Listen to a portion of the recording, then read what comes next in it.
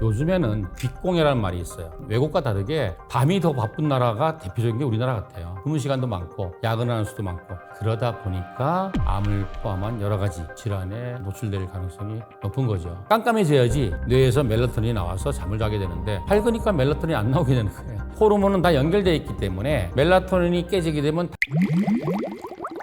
지식한상 구독자 여러분 안녕하십니까? 저는 대한민국 최초 암 전문병원을 시작한 암요양병원 1세대 의사 이영석입니다. 반갑습니다. 지금 우리나라 통계를 보면은 암 유병자, 캔서 서바이버라고 그러죠. 암을 진단받아서 생존해 있는 사람들이 258만 명. 이게 어느 정도냐면 당뇨 유병자가 600만 명이에요. 당뇨 환자의 거의 반 정도가 암 환자다. 이 정도로 많이 늘은 거죠. 그 원인은 여러 가지가 있지만 첫째는 그래요. 오래 살아서 암 환자가 많은 것 같아요. 아무래도 암은 젊은 사람보다 나이 들어서 많이 생기겠죠. 고령화 사회가 되다 보니까 많이 생기고. 두 번째는 의학과 과학이 발전함으로 암 환자가 많아지는 거예요. 무슨 말이냐면은 검진 기법이 많이 발전했죠. 우리나라는 전 세계에서 유일하게 국가 암 검진 사업을 하잖아요. 그래서 발견이 많이 되는 거죠. 두 번째는 암 치료 기술이 엄청나게 발전한 거예요. 옛날 같으면은 생존 기간이 짧았는데 지금은 굉장히 오래 늘어났잖아요. 전체 암을 보면 5년 생존율이 70%가 넘는다고 되어 있습니다. 그래서 암 환자가 많은 것이고 암이 진짜 발생 자체를 많이 하느냐 그것도 일리가 있다고 봅니다. 왜냐하면은 점점 모든 환경이 안 좋아지고 있잖아요. 먹거리도 좀 더 서구화되면서 고지방 고칼로리 음식을 많이 먹게 되고 특히 맛을 내기 위해서 초가공식품을 먹다 보니까 암에 걸릴 확률이 높아지고 스트레스 많이 받게 되고 점점 운동할 시간은 부족하게 되니까 비만해지고 당뇨가 오고 암 자체의 발병률도 높아진다. 이런 복합적인 요인에 의해서 암 유병자 수가 급격하게 늘어난 것 같습니다. 아무래도 나이 드신 분들보다 젊은 분들이 스트레스 많이 받겠죠. 얼마나 치열하게 삽니까? 맛있는 거, 단 거, 고지방 고칼로리, 서구화된 음식을 나이 드신 분보다 더 많이 먹게 될 것이고 젊은 사람들이 비만이 많아요. 젊은 당뇨와 젊은 고혈압 환자가 많아요. 몸의 토양 자체가 나빠지니까 암 발생률이 높아진다. 걱정할 만한 대목입니다. 요즘 점점 그런 분들이 많아요. 두세 개의 암이 동시에 발견되는 거야. 4개의 암을 동시에 진단받은 할머니가 있었어요. 이 할머니는 췌장암 진단받았어요. 자궁암 진단도 받으셨어요. 동시에 임파종, 악성 임파종암도 진단받으셨어요. 동시에 폐암도 진단받았어요. 이런 분도 있어요. 2개, 3개는 굉장히 많아요. 10몇 년 전에 방광암에 진단받았다가 3년 전에 유방암 진단받았다가 작년에 위암 진단받은 사람도 있고 또 처음부터 오른쪽 폐에 암이 있어서 수술하려고 준비하다 보니까 왼쪽 폐에 전해 갔는데 이미 뇌에도 전해 갔는데 또 보니까 유방에는 원발성 유방암에 걸렸다든지 이렇게 2-3개의 악성 종양이 발견된 분도 많고 최근에 부산에서 온 어떤 여자분은 암은 아니야. 근데 양성 종양이 한 7군데가 있는 거예요. 췌장에 낭종도 있고 또 신장에 낭종도 있고 또 자궁에 근종도 있고 갑상선 결절도 있고 이렇게 막 여러 군데 다발성으로 종양이 생기는 그래서 이게 튜머로스한 컨디션 종양이 잘 생기는 체질이 있지 않나라는 생각을 하는데 아직까지 확실한 과학적인 근거는 없지만 뭐 이런 건 있죠. 예를 들자면 체온이 좀 항상 낮은 사람이 있어요. 이런 분들. 그러면 면역력이 떨어지겠죠. 소변이나 체액을 검사해보면 한성도가 높은 사람들, 이런 분들도 있을 수가 있겠죠. 성격 자체가 예민하고 완벽주의자고 이런 분들, 민감한 분들도 암에 잘 걸릴 수가 있겠죠. 그리고 또 뭐냐면 자기의 기저질환을 잘 관리하지 않는 분들, 당뇨나 고혈압이나 고지혈증이나 이런 것들이 있는데 이거를 확실하게 제압하지 않고 적당하게 이렇게 살아가는 분들이 아무래도 암이란 병에 잘 노출될 수 있을 것 같습니다. 요즘에는 빛공해라는 말이 있어요. 밤에는 식물이고 동물이고 사람이고 깜깜해야 돼요. 그 수면을 취하는 동안 아이들은 자라기도 하고 스트레스도 풀리고 하는데 밤이 너무 휘황찬란하고 밝잖아요. 이런 것도 문제가 되고 깜깜해져야지 뇌에서 멜라토닌이 나와서 잠을 자게 되는데 밝으니까 멜라토닌이 안 나오게 되는 거예요. 호르몬은 다 연결되어 있기 때문에 멜라토닌이 깨지게 되면 다른 호르몬 메커니즘도 깨지게 된다고 봐야죠. 또 우리나라는 정말 열심히 살잖아요. 그러니까 근무 시간도 많고 야근하는 수도 많고 또 보면 외국과 다르게 밤이 더 바쁜 나라가 대표적인 게 우리나라 같아요. 일도 하지만 친구들도 만나고 술도 먹고 많은 걸 밤에 하잖아요. 그러다 보니까 암을 포함한 여러 가지 질환에 노출될 가능성이 높은 거죠. 가능하면 규칙적인 수면 습관, 그게 굉장히 중요하겠죠. 잠을 잘 잔다는 거는 그 사람이 건강하다는 표징이기도 하고 또 거꾸로 잠을 잘 자야 건강해지는 거죠. 성경에도 그런 말이 있어요. 하나님이 사랑하는 사람들에게 잠을 주셨다. 잠을 푹 자고 나야 낮에 지쳤던 우리의 몸과 마음이 다시 회복이 돼서 그 다음날 또 우리가 일상을 이어갈 수 있겠죠. 의학의 역사를 보면은 체온을 높이려는 노력을 굉장히 많이 했어요. 고대 이집트 파피루스를 보더라도 체온을 높이기 위해서 뜨거운 진흙을 바른다든지 한다든지 그런 것이 있었어요. 암 치료에 있어서도 열 에너지로 치료하는 것들이 많은데 그 의학의 아버지인 히포크라테스 선생님이 이런 말을 했어요. 칼로 못 고치는 병은 열로 고친다고 이야기했어요. 그만큼 열이 중요한데 실제로 체온이 1도가 올라가면 면역이 30%가 는다고 되어 있습니다. 우리는 항온 동물이기 때문에 우리의 체온이 보통 36.5도를 표준으로 잡잖아요. 항상 자기 체온이 36도가 안 되는 그런 분들 있어요. 손발이 차고 이런 분들은 면역이 활성화 안 되겠죠. 모든 감염병이나 암에 취약하게 되겠죠. 그래서 체온을 높이는 노력이 굉장히 중요합니다. 재밌는 게 3세대 항암 치료가 면역 항암 치료잖아요. 이게 지금 10년 전부터 암 치료 분야에서 화두를 이루고 있는데 최초의 암 면역학을 한 사람이 이분이 어떤 경험을 했냐면은 피부병 중에서 엘리스펠라스 피부 단독이라는 병이 있어요. 피부에 포도상 규균이 감염되면 피부가 막 염증이 생기면서 뻘겋게 부풀어 오르면서 막 온몸에 열이 나요. 근데 이 환자가 여기에 육종암 환자였어요. 육종암 환자인데 자기가 피부병에 걸리면서 온몸에 열이 나고 치료가 되고 나서 보니까 육중이 확 작아진 거예요. 그래서 이 사람이 야 그러면 체온이 올라가면은 암도 주는구나 그래가지고 백신을 만들었어요. 그 피부병을 일으키는 균을 암 환자한테 접종시켜서 감염시키는 거예요. 체온이 올라가게 해서 암을 줄이는 시도를 했는데 지금 생각하면 너무나 좀 우스꽝스러운 얘기인데 캔서 이뮤놀로지, 암 면역학의 선구주자자 이런 게 있었고 또 유럽에 가면 이런 게 있어요. 체온을 41도 이상 올리는 근적외선 치료 장비가 있어요. 2, 3주에 한 번씩 한 번에 3시간 정도 하는데 실제로 우리 체온이 43도까지 올라갑니다. 체온이 40도 이상 올라가면 위험하다 그러잖아요. 단백질이 응고돼가지고. 그래서 이분들은 30분마다 체열을 하고 심폐소생술 준비하고 그리고 해요. 너무나 신기한 거는 그 치료하기 전과 치료한 후에 혈액 검사를 하면은 수치가 굉장히 바뀌어져 있어요.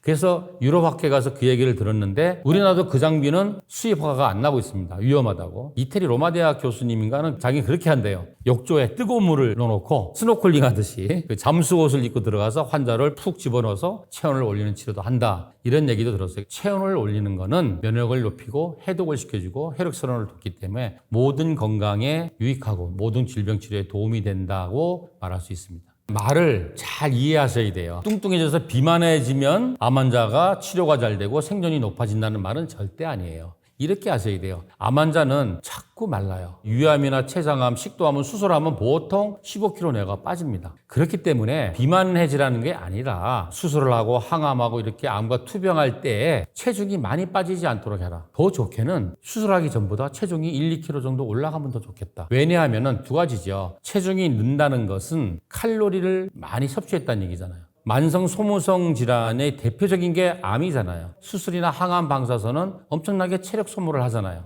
그 치료 기간을 버티고 이기기 위해서는 칼로리를 많이 섭취해야 된다는 얘기죠. 근데 암 환자분들은 많이 먹지 못하잖아요. 그러다 보니까 점점 쇠약해지고 이 환자 예후가 안 좋은 거죠. 칼로리만 느는 게 아니라 많은 영양소도 섭취하게 되잖아요. 비타민, 미네랄, 항산화 성분, 항암 성분. 암과 싸울 수 있는 능력이 커지게 되고 정상세포와 기능이 활성화되는 토대가 되는 것이겠죠. 그래서 요약하자면 뚱뚱해서 비만하게 되라는 얘기가 아니라 암 환자분들이 체력을 유지할 수 있을 정도로 잘 드셔야 된다. 얼마 전 세브란스 병원에서 나온 통계를 보면은 암 투병을 하시는 분이 근육량이 늘게 되면은 생존율이 70%가 그렇지 않은 사람에 비해서 올라간다는 통계가 있습니다. 쉽지 않은 얘기지만 암을 투병하는 기간 동안 영양소를 어떻게 섭취할 것이냐 굉장히 중요한 문제입니다. 히포크라테스 선생님이 뭐라 그랬느냐. 질병이라는 것은 한 번에 큰 잘못을 해서 오는 것이 아니고 매일매일 사소한 잘못이 축적된 결과가 질병이다 그랬어요. 그 매일매일의 사소한 잘못이 뭐냐면 우리의 생활 습관이 나빠지는 거겠죠. 1번이 무엇을 먹느냐, 어떻게 먹느냐, 얼마나 먹느냐, 먹거리의 문제죠.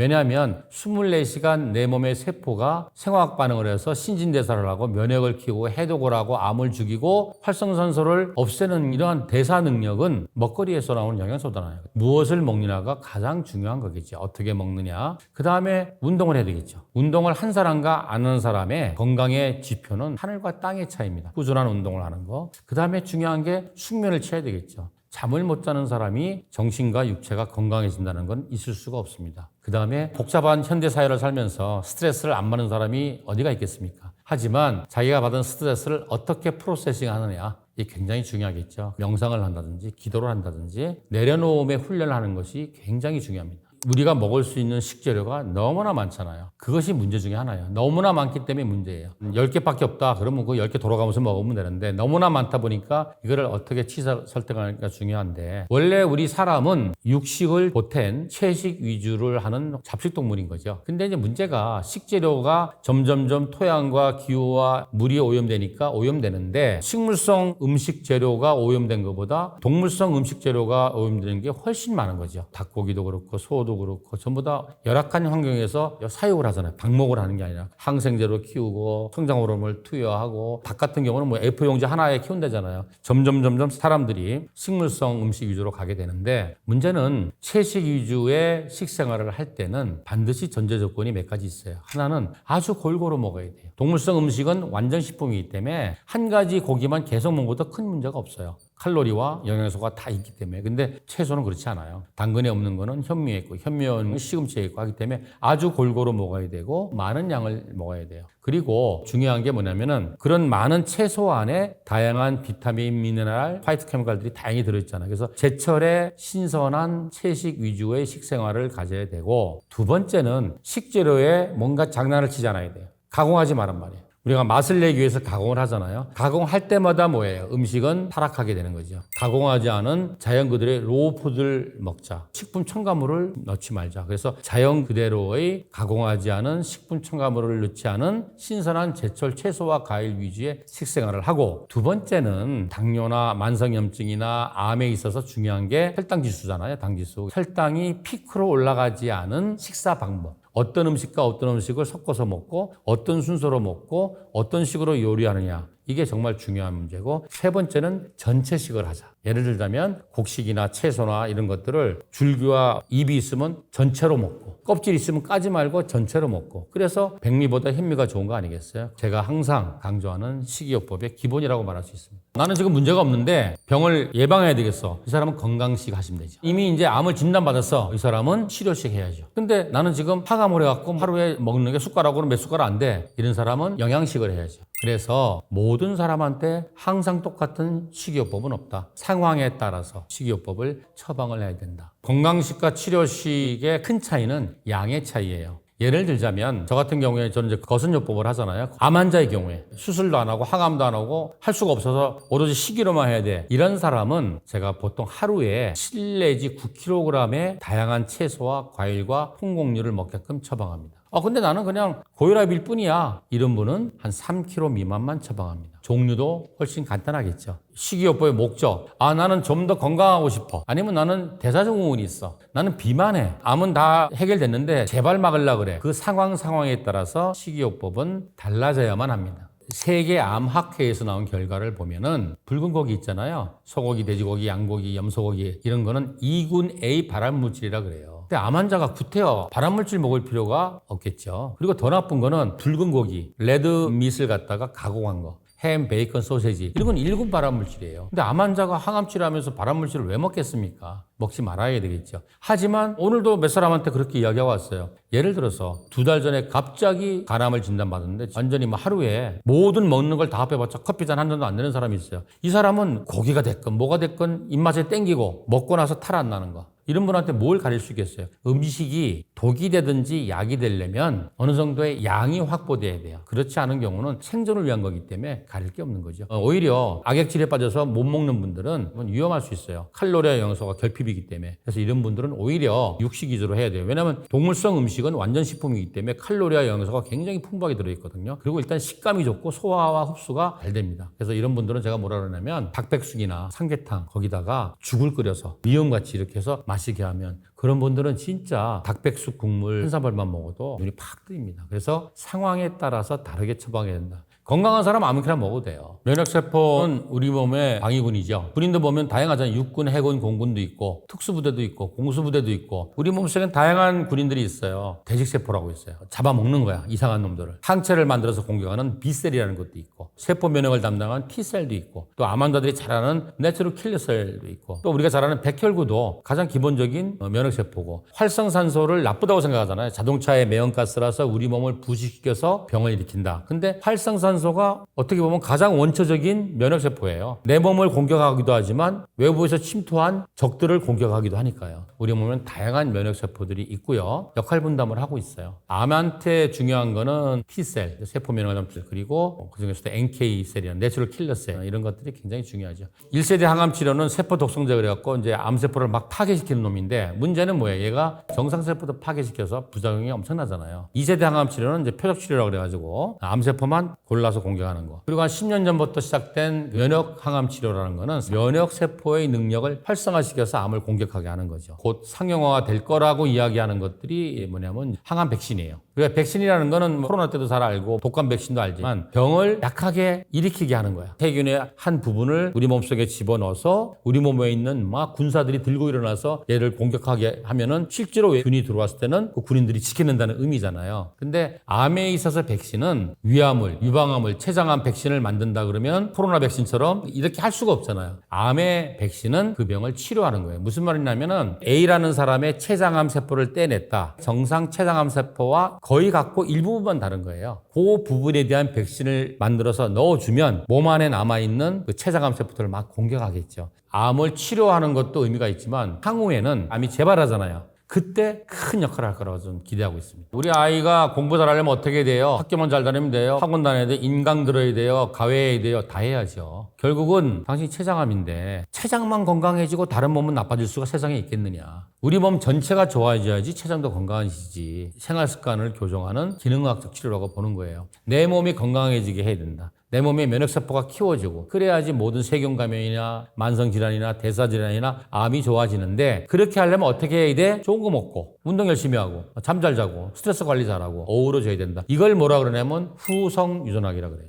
유전자를 어떻게 하는 건 쉽지가 않다. 그건 신의 영역이다. 그러면 그 유전자가 발현되는 걸 컨트롤하자. 예를 들자면 유방암 유전자를 갖고 태어난 5명의 자매가 있는데 5명이 다 유방암 안 걸릴 수 있잖아요. 유전자가 발현되지 못하게 브레이크를 걸어주는 거야. 스위치를 꺼주는 거야. 그게 뭐냐면 생활습관이죠. 갖고 나온 나쁜 유전자가 발현되지 않도록 억제해주면 그 병에 안 걸리겠죠. 많은 환자들이 뭘 착각하느냐. 나는 3주에 한 번씩 항암해요. 그러면 항암제 맞고 3주 후에 항암제 맞을 때까지 이 항암제가 내 몸에서 항암 작용을 한다는 착각을 해요. 절대 아니에요. 항암제가 3주 동안 계속 작동하면 사람이 살 수가 없죠. 못 견디죠. 보통 3주에 한 번씩 많이 하는데 어떤 항암제도 우리 몸에 들어온 다음에 24시간, 48시간 이상 작동할 수가 없어요. 그러면 정상세포가 다 죽어버려요. 보통 12시간, 24시간 안에 우리 몸에서 없어지는데, 그러면 왜 내일 또 하지? 암세포만 공격하는 게 아니라 암세포처럼 빨리빨리 번식하는 세포들, 주로 점막세포나 골수세포를 공격하기 때문에 얘네들이 회복할 때까지 기다렸다 하는 거예요.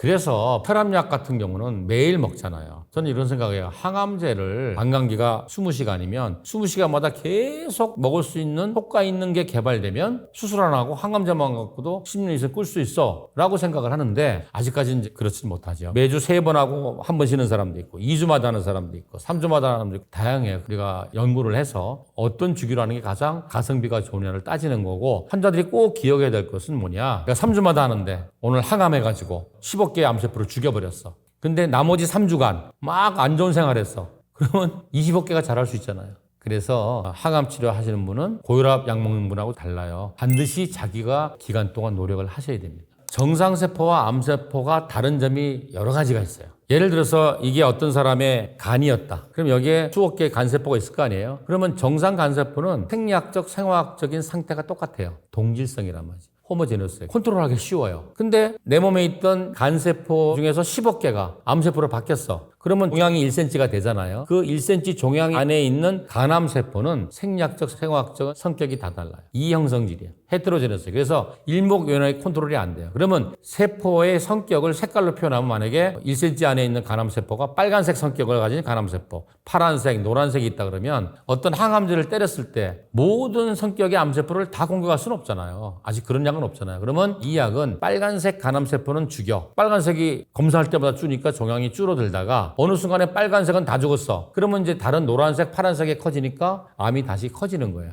그러면 내성이 왔다. 그리고 약을 바꾸는 거예요. 그러한 항암제의 한계점이 있습니다. 그 외에도 세포 분열을 빨리 하는 암세포만 공격하는 성격도 있고, 암세포 안에 산소가 풍부하면 되는 이런 여러 가지 제약 조건이 있기 때문에, 그래서 항암 치료는 어디까지나 수술의 보조요법이 될 수밖에 없다.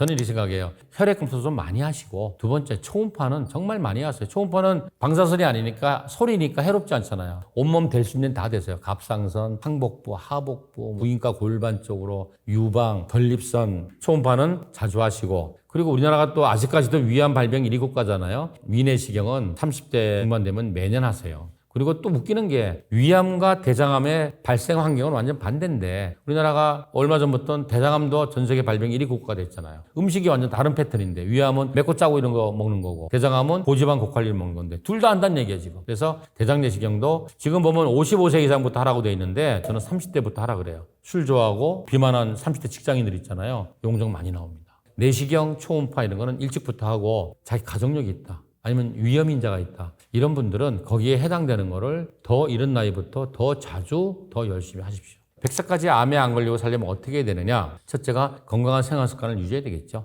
내 몸이 건강해야 되겠죠. 두 번째는 반드시 아무 증상이 없을 때 건강검진해야 돼요. 건강검진도 많이 검사해야 돼요. 오늘도 어떤 환자가 국가건강검진 갖고 왔는데 혈액검사 딱 5개만 했더라고. 거기서 문제없다고 좋아할 일이 아니에요. 검사를 빨리 해서 어떤 병이든지 암이든지 조기에 발견해서 제압을 해야 된다. 자기의 기저질환이 있단 말이에요. 뭐 심장병이 있다든지 자가면역이 있다든지 당뇨가 있다든지 그러면 확실히 컨트롤 하셔야 됩니다. 그래야지 우리가 건강한 100세를 살 수 있지 않을까 생각합니다. 암이라는 거는 아직까지 확실히 제압할 수 있는 방법이 많지가 않아요. 가장 중요한 거는 건강한 생활 습관을 통해서 내 몸이 건강하게 유지하고 두 번째는 아무 증상이 없을 때 건강검진을 열심히 해서 혹시라도 암이 발견하더라도 조기에 발견해서 완벽하게 제압하는 것이 가장 중요하다고 생각합니다.